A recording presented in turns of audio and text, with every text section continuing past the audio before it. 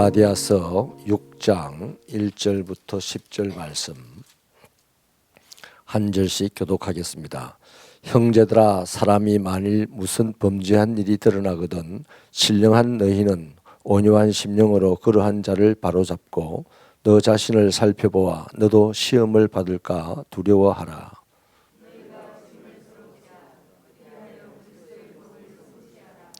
만일 누가 아무것도 되지 못하고 된 줄로 생각하면 스스로 속임이라.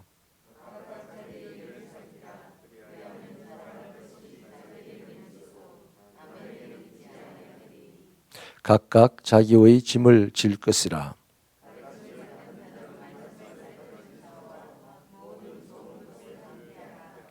스스로 속이지 말라. 하나님은 업신여김을 받지 아니하시나니 사람이 무엇으로 심든지 그대로 거두리라.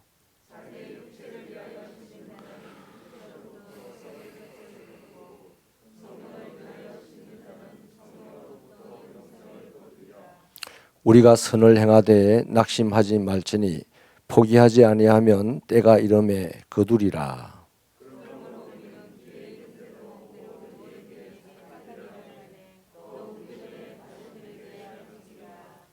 아멘. 갈라디아서 6장은 공동체를 이루고 있는 성도들이 서로에게 대하여서 어떻게 책임을 지고 살 것인가 하는 것을 말씀하고 있습니다. 2절에서 서로 짐을 져주라라고 하죠. 이것이 이제 공동체를 위하여 서로 책임을 지는 행동인데요. 바로 이것이 그리스도의 법을 성취하는 것이라고 합니다. 여러분, 그리스도의 법의 핵심이 뭡니까? 사랑입니다. 그러니까 사랑을 성취하기 위하여서 지금 가장 강력하게 말씀하는 것이 서로의 짐을 져주라 하는 것이죠. 그래서 분명히 저 사람이 져야 될 짐인데 그 사람이 짐을 지고 힘들어하면 내가 짐을 좀 들어서 져주라 하는 것이죠. 이런 사랑으로 수고를 감당할 때 그리스도의 사랑의 법이 성취된다는 것입니다. 그래서 오늘 본문에는 성도가 져야 될 세 가지의 짐을, 이게 이 세 가지 이런 짐들을 서로 져줌으로써 교회가 그리스도의 사랑의 법을 성취하라 하는 것인데요. 첫째 짐을 져주는 게 뭐냐면 범죄가 드러난 형제의 짐을 져주는 것입니다. 우리가 함께 신앙생활을 하다 보면 내 곁에 있는 이 사람들이 잘못을 저지르는 경우를 종종 알 때가 있고 볼 때가 있죠. 또 허물을 볼 때가 있습니다. 이런 때 우리가 어떻게 해야 되냐면 보통 그가 무안하지 않도록 또 교회에서 떠나지 않도록 그걸 모르는 척 해줄 경우가 있는데요. 이것은 사실 맞지는 않습니다. 대신에 뭐 해야 되냐면 온유한 심령으로 그를 바로 잡아 주어야 하는 거죠. 근데 이 온유한 심령이라는 게 뭡니까? 그를 정죄하지 않는 마음, 그를 사랑하는 마음으로, 그를 아끼는 마음으로 바로 잡아줘야 되는 겁니다. 이게 쉽게 말하면 그 사람이 자기의 잘못과 직면을 할 수 있도록 도와주라는 것인데, 이게 바로 온유한 심령으로 하지 아니하면 아무 소용이 없다는 것이죠.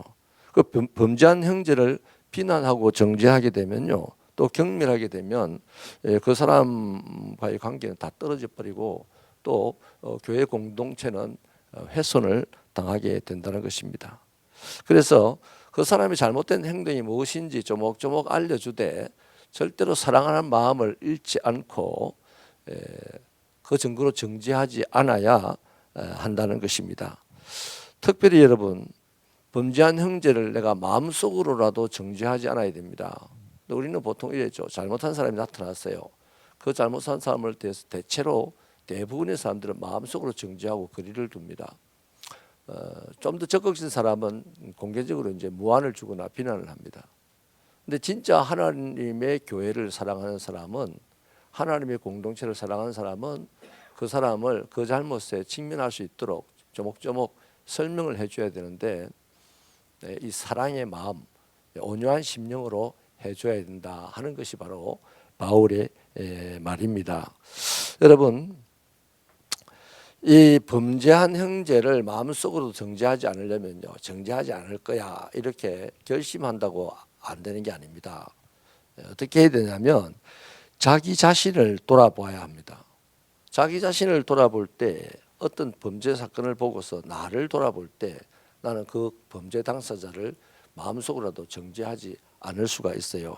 왜냐하면 나를 돌아보면 내 안에도 죄성이 있다는 것을 알거든요. 모든 사람은 죄성을 갖고 있기 때문에 나 역시 범죄할 수 있고 남에게 상처 줄 수가 있고 또 실수할 수가 있다는 것을 알게 됩니다. 여러분, 솔직히 우리가 신앙생활하면서 내가 실수하거나 범죄하지 않고 지금도 살아가고 있다는 것은 무엇 때문입니까? 내가 더 도덕적이어서 그렇습니까? 더 거룩해서 그렇습니까? 그거 아닙니다. 나 정말 너무 연약해서 하나님이 나를 좀 더 강하게 붙들고 있기 때문에 그 은혜로 우리는 아직도 실수와 범죄 가운데 있지 않다고 봐야만 합니다. 나도 저 사람하고 똑같이 실수할 수 있고 똑같이 범죄할 수 있는데 그런 상황에 놓인다면, 근데 지금까지 내가 그런 일이 없다면 하나님이 연약한 나를 더 사랑하셔서 꼭 붙들으신 은혜 때문에 지금 이렇게 있다는 것을 알게 되고, 그때 우리는 감사하게 되고, 그런 마음으로 허물 있는 사람, 범죄한 사람을 볼 때 마음속으로도 정죄하지 않고 오히려 비난하지 않고 그 사람을 잘못을 온유한 심령으로 조목조목 지적해서 바로 세워나갈 수 있다는 것입니다.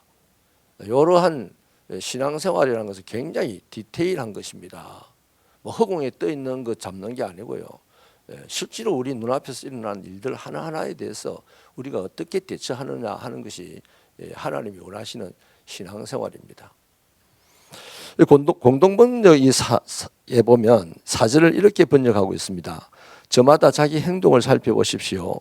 그러면 자기 자신에게는 자랑거리라 하여도 남에게는 자랑거리가 못 될 것입니다. 이렇게 번역을 하거든요.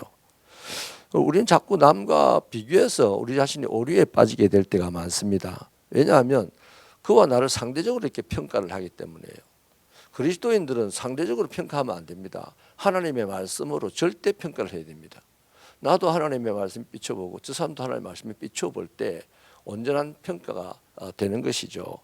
그래서 만약에 상대 평가를 하게 되면 저 사람보다 내가 낫다라는 판단이 될 때 즉시로 우리는 우쭐해지게 됩니다. 교만한 사람이 되는 거죠. 반드시 그렇습니다. 저 사람과 나를 비교해서 내가 좀 낫네 이렇게 생각이 드는 순간 벌써 사탄이 교만이라는 것을 우리 안에서 확 일어나게 합니다. 교만이라는 것이요, 어제 우리가 말씀드린 육체의 어떤 그 죄악들이 우리 안에는요 썬뿌리처럼 다 이 밑면에 깔려 있습니다. 하나님이 우리 안에 예수님 성령님을 부어 넣으셔서 그게 좀 다듬어지고 좀 내려가 있을 뿐이죠. 눌려 있죠. 아멘입니까? 만약에 우리가 성령에 대한 관심이 없고 예수님의 말씀에 순종하지 않고 내 방식대로 신앙생활을 하면요 적시로 올라오는 게 그 눌려져 있던 교만이나 이런 것들이 막 죽순처럼 확 하루아침에 떠나집니다. 사람이 신앙생활하면서 그런 사람을 많이 보거든요. 사람이 하루아침에 변해서 예수님 닮은 삶을 살아가는 사람이 있다면 그런 사람도 하루아침에 변해서 마귀 같은 모습으로 사는 사람도 있거든요. 그래서 나보다 못한 사람을 만나면 우쭐해지고 나보다 잘난 사람을 만나면 비굴해지는 이런 게 바로 비교하기 때문에, 상대적으로 비교하기 때문입니다. 우리만 절대적으로 혹시라도 비교할 일이 있으면 절대적으로 하나님의 말씀을 가지고 비교하면요 정도의 차이는 있어요. 조금 낮고 조금 덜한데 솔직한 얘기로 별 차이가 안 납니다. 여러분, 우리가 이렇게 눈으로 보면 유 집사님은 내보다 키가 커요 이렇게 볼 텐데 하나님 위에서 내려다보면 유 집사님이나 나나 이 정수리밖에 안 보이지 않겠습니까? 키가 큰지 안 큰지 차이가 안 난다 말이죠.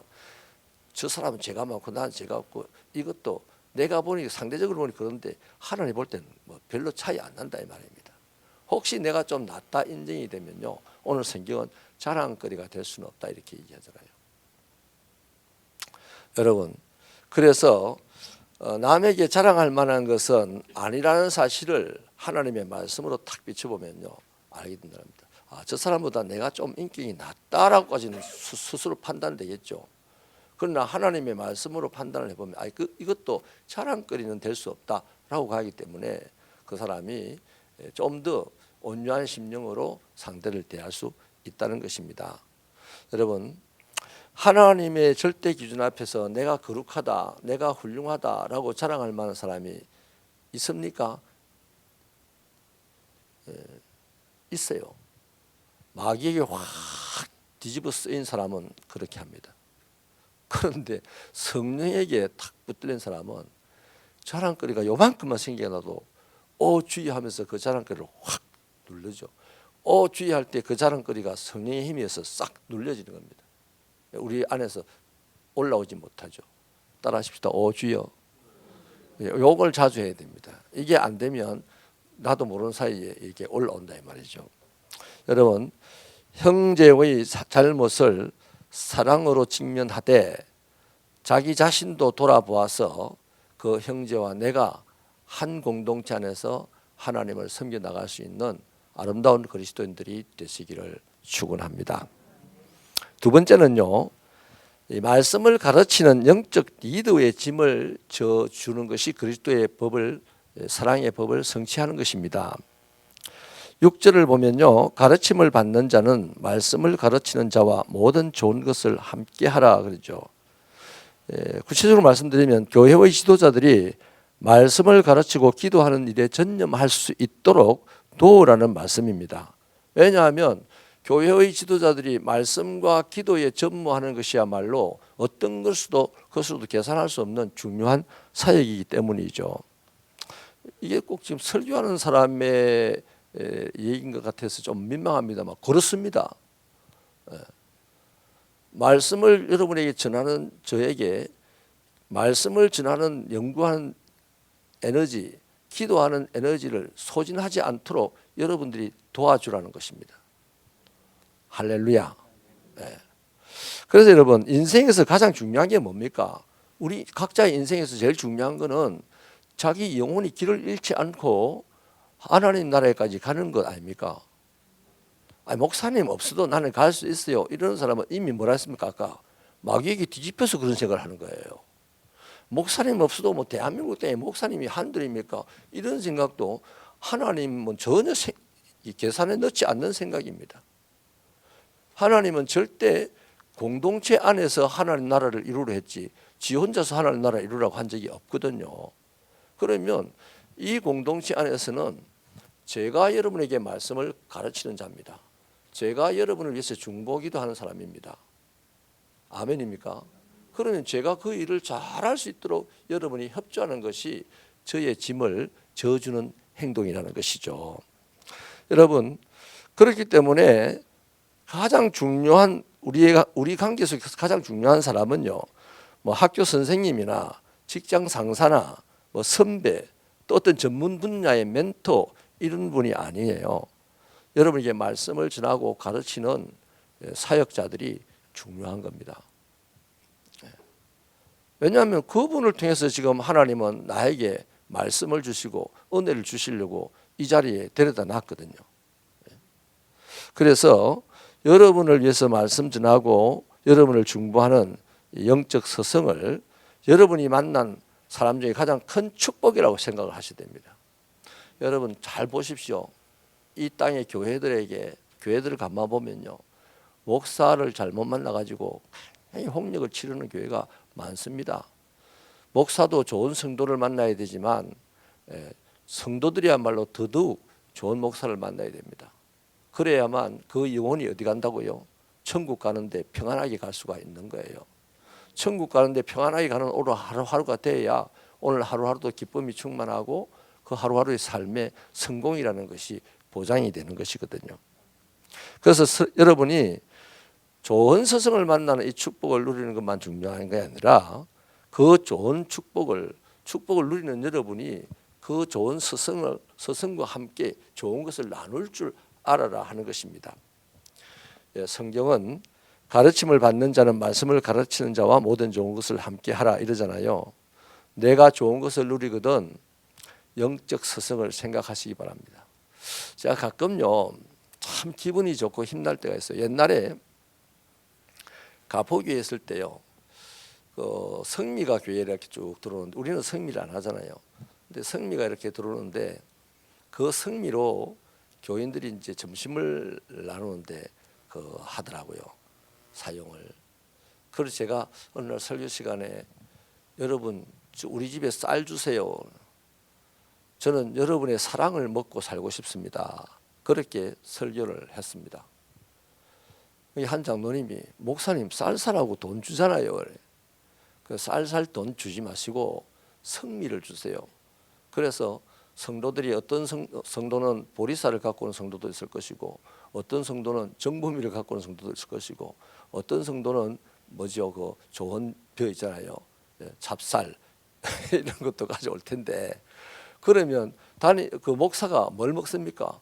섞인 밥을 먹죠. 백미만 안 먹고 그것만 해도 목회자가 건강을 유지하는 데 조금이라도 도움이 되는 겁니다.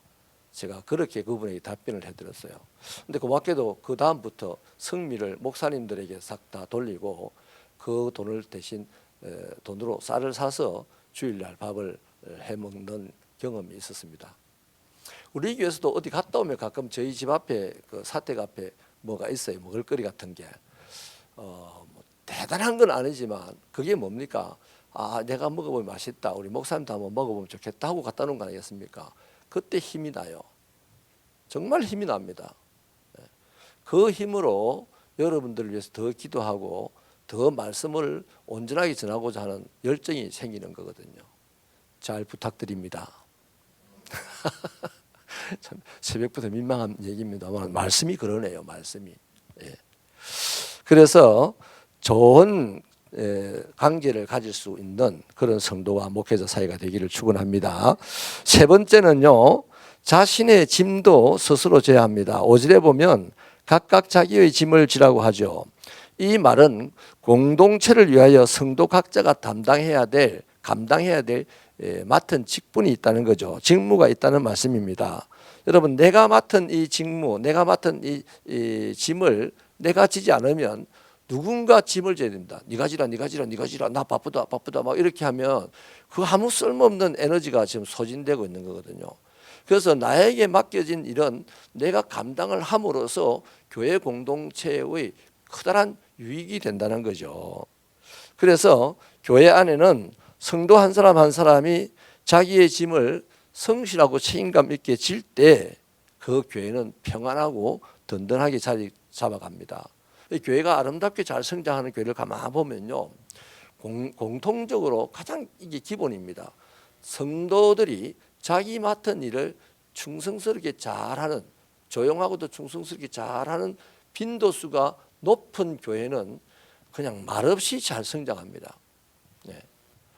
우리 교회가 그렇게 되기를 바랍니다. 사실 우리 교회는 이 정도 덩치면요 벌써 관리 집사님을 모시고 가면 좋은데요. 저는 관리 집사님을 모시고 싶은 생각이 별로 없어요. 왜냐하면 여러분의 자원봉사하시는 여러분이 조금씩만 짐을 져주면 그 관리 집사님이 억울한 마음 가지고 아픈 마음 가지고 축 처진 어깨 가지고 교회 심부름하고 뭐 이럴 거 없지 않습니까? 여러분 자신이 교회를 보탠다는 이 으쌰으쌰하는 어깨 쫙 펴고 교회를 섬기는 이런 모습을 하나님이 얼마나 기뻐하시고 하나님께서 거기에 얼마나 큰 복을 주겠습니까? 사찰 집사가 수고하시는 것은 하나님의 은혜로 교회가 사례를 주겠죠. 그런데 여러분이 수고를 하면 각자가 맡은 짐 하나하나를 잘 감당을 하면 하나님이 거기다가 사례는 주지 않습니다. 하나님 뭘 주겠어요? 당신의 기쁨을 주는 거예요. 아니 하나님의 기쁨이 우리 안에 쏙 들어오면 이거는 사례보다 큰 거 아니죠. 사례가 더 큰가? 하나님의 기쁨이 비교할 수 없이 큰 줄로 저는 확신합니다. 그래서 우리 교회는 이 자원봉사 체제가 잘 돌아가는데요. 제가 참 지난 3년 동안 늘 아침마다 아쉬웠던 점이 뭐냐니까 우리 교회 봉고차가 새벽에 운행을 하려고 다 새벽기도 봉사자도 다 맡아서 있습니다. 그런데 이제 새벽에 교회 오시는 분이 없어요. 그래서 그냥 효율적으로 차가 안 돕니다. 근데 저는 그게 좀 아쉬워요. 사람들이 타고 안 타고는 그들의 신앙의 문제고 그들의 환경의 문제겠죠. 그런데 차가 돌아가는 것은 하나님의 시스템으로 저는 믿습니다. 그래서 교회 차가 계속 거리로 왔다가 매일 아침마다 왔다 갔다 하면 하나님 보시기에 새벽교회가 이 지역까지 섬기는구나, 뭐 이런 영적인 하나님의 마음을 갖지 않겠습니까? 거기에서 이 성도가 한 사람 새벽기도 오는 건 없지만은 하나님 나라의 산소는 엄청나게 일어날 줄 저는 믿거든요.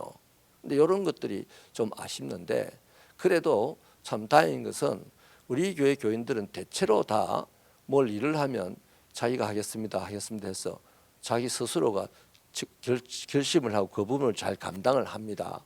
감당을 해서 교회가 이렇게 잘 돌아가고 있으니 감사합니다만은 좀 더 자기가 맡은 일에 최선을 다해 주시기를 부탁을 드립니다. 여러분, 그리스도께서 남겨놓으신 고난이 있지 않습니까? 왜 그리스도께서 고난을 남겨놨을까요? 성경은 그렇게 말합니다. 오늘 예수 이후로 교회에 참여하는 모든 성도 한 사람 한 사람이 교회를 위하여 그 고난을 자기의 육체에 채우라고 남겨놓은 거예요. 그래서 다음 날 우리가 보겠지만 그게 바로 그러한 남겨놓으신 고난을 내 육체에 채움으로 그 자리에 바로 그리스도 예수의 흔적이 있게 되는 겁니다. 뭐 세례 받았네, 뭐 이거는 흔적이 아닙니다. 세례 증서가 무슨 흔적입니까? 내 안에 예수님이 남겨놓으신 고난을 교회를 위하여 채울 때 그것은 일일이 흔적이 되어서 주님도 알아보고 나도 알아보고 마귀도 알아보고 세상도 알아보는 흔적이 되는 거죠. 그게 어떤 사람에게는 구원의 냄새가 될 것이고 어떤 사람에게는 멸망의 냄새가 되기도 하겠지만 어쨌든 우리에게는 하나님께 영광을 돌리는 것인 줄로 믿습니다. 그래서 저와 여러분에게 맡겨주신 이 짐을 교회를 위해서 성실하게 감당해 주시기를 바라는데요. 사실요, 왜 그러냐면 사람은 몰라도 하나님은 다 알기 때문이거든요. 여기 7절에서 하나님은 심은 대로 거두게 하신다 그랬고, 또 그 앞에 부분에서 뭐라고 합니까? 하나님은 업신여김을 당하지 않는다 그랬습니다. 하는 척 하지 말고, 사람들이 보기에는 하는 척 하는데 하나님은 다 아신다. 그러니 속이지 마라 이 말입니다.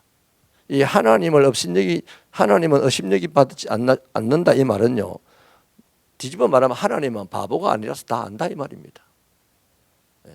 저와 여러분이 맡은 직분을 하나님 앞에 약속한 이 사역을 잘 감당하는지 안 하는지는 하나님이 모든 것을 아시는 분이기 때문에 잘 알고 있다는 겁니다. 그런데 그런 사람에게 심은 대로 거두게 한다는 거죠. 내가 이 직분을 잘 감당하면 반드시 하나님은 거기에 대해서 좋은 것으로 보상할 줄로 믿습니다. 여러분, 그래서 저와 여러분이 우리 공동체 안의 형제에 대하여서 또 가르치는 목사에 대하여서 자기 자신에 대하여서 짐을 잘 지고 갈 때 하나님은 거기에 응당한 복을 주실 줄 믿습니다. 얼마나 감사한 일입니까? 하나님이 복을 주신다고 하니까. 그래서 저와 여러분은 행여라도 시험거리가 있고 어려움이 있고 해서 낙심이 될 때가 들어 있어요. 주의 일을 하려고 하는데 몸이 너무 아파요. 또 주의 일을 하려고 하는데 누가 마음을 괴롭혀요. 뭐 이런 것들이 낙심을 시킵니다.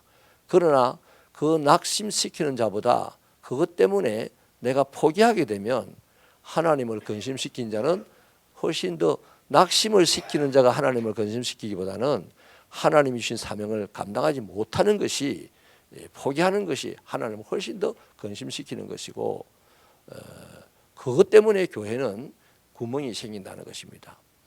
그래서 저와 여러분이 이 교회를 위하여 하나님 나라를 위하여서 부름받았으니까 자기 짐 잘 지고 가시고 또 형제의 짐 대신 져주시기도 하시고 또 가르치는 목회자의 짐도 져줄 수 있는 그런 멋진 신앙이 되셔서 하나님과 나란히 어깨동무하고 걸어가시는 하루하루가 되시기를 축원합니다. 하나님이여 때가 되면 반드시 이룰 것인데 그날까지 우리는 낙심하지 아니하고 섬김으로 심는 자가 되게 하여 주옵소서. 허물 때문에 괴로워하는 자의 짐을 대신 져주는 우리가 되게 하시고, 그를 정죄하기보다는 나를 돌아보아서 하나님과의 관계가 더 깊어지는 우리가 되게 하여 주시고, 특별히 아버지 하나님의 말씀을 나누는 자와 자기의 좋은 것을 나누는데 인색하지 않는 우리 모두가 되게 하여 주셔서 예수 그리스도의 법을 성취할 수 있게 하여 주옵소서. 하나님 아버지, 오늘 하루도 아버지 하나님의 큰 은혜와 영광이 우리 성도들의 삶의 자리에 가득하게 하여 주시고, 육신이 괴로운 자 치료하여 주셔서 마음이 괴로운 자 그들의 마음을 위로하여 주셔서 내일 주일을 아버지 앞에서 당당하고 거룩하게 섬길 수 있도록 은혜를 베풀어 주옵소서. 나에게 잘못한 사람을 오늘 잘 용서할 수 있는 예수의 피 묻은 사랑의 주인공이 되게 하여 주시고, 함께 아버지 하나님을 아름답게 예배드릴 수 있는 우리 모두가 될 수 있도록 축복하여 주시옵소서. 하나님 아버지, 오늘은 또 김동현 안수집사, 오수정 권사의 딸이 결혼을 합니다. 아버지께서 그들의 이루어지는 가정을 축복하여 주시옵시고, 축하를 위하여서 먼 거리를 오고 갈 주의 성도들을 안전케 하시고 건강하게 하여 주시옵소서. 그래서 그 일이 피곤하여 주일을 섬기는 데 지장이 되지 않도록 성령 하나님께서 역사하여 주옵소서. 예수님 이름으로 기도하옵나이다.